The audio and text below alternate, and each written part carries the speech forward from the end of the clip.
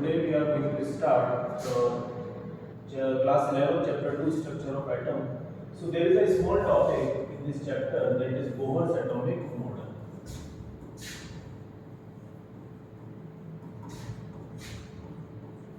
In Bohr's atomic model, we already learned about this topic in previous class, in class 9. In class 9, we learned about that Bohr told us that many electrons will revolve around the nucleus in a circular motion, and this circular motion, this path will known as a particular orbit, and we named us like K, L, M, and N. And in class 9 we already learned one more thing, that we can calculate the number of electrons present in a particular orbit with the help of the formula, that is 2n square, and n will be our number of.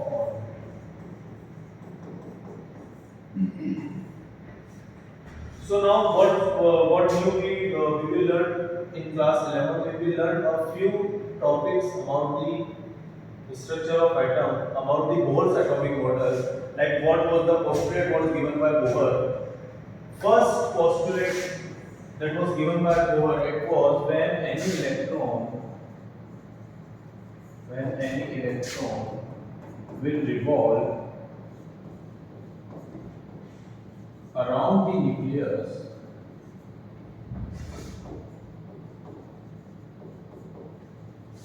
it will not radiate any kind of energy.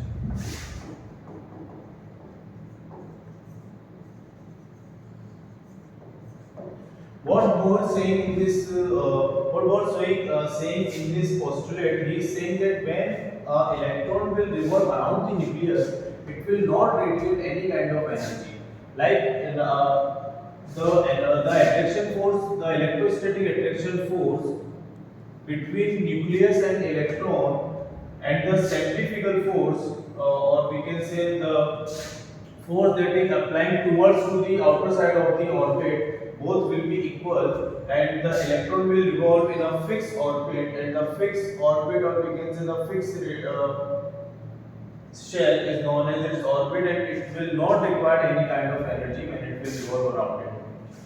Second point, Bohr told us electron will revolve in an orbit that angular momentum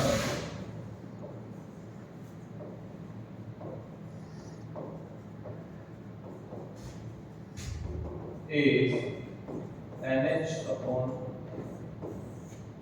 What he said when electron will revolve around the nucleus, its angular momentum is equal to the mvr, so it should be equal to the nh upon 2 pi. It should be equal to the nh upon 2 pi. Like if an electron is revolving around the nucleus, that orbit angular momentum should be equal to the nh upon 2 pi. And third, he says, third postulate was, if any electron wants to jump from lower energy level, these orbits are also known as lower energy levels. So if any electron wants to jump up from lower orbit level to higher orbit level, from lower energy shell to higher energy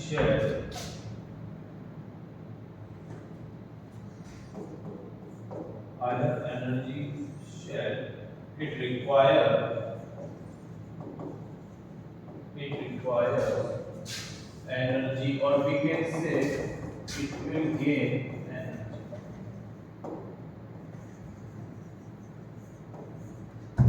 So what we are saying, if any electron will move from the lower orbit, to higher orbit, suppose there is an electron Now at that time electron is present in its first orbit, and now this electron wants to jump into the second orbit, so it required any energy, and that energy we can calculate with the help of energy formula. And same as if any electron wants to jump from a higher energy level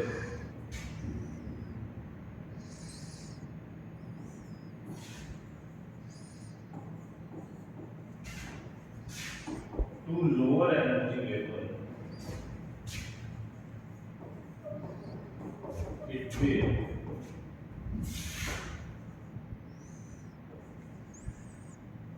release energy. If any electron wants to come from higher energy level to lower energy level, it have to it have to radiate energy from itself. So we can say if any electron wants to from first orbit to second orbit, if any electron wants to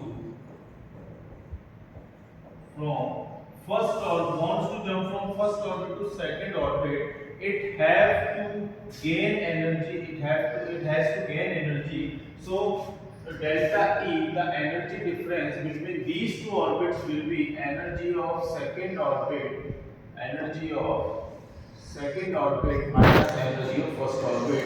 With the help of this method or this equation, we can calculate the energy difference between two orbits. Now if I am saying that my electron wants to jump from first orbit to fourth orbit, so if I want to calculate the energy difference between these two orbits, so what I have to do? I have to minus energy of fourth orbit minus energy of first orbit, and this value comes as a delta E, and this is our energy difference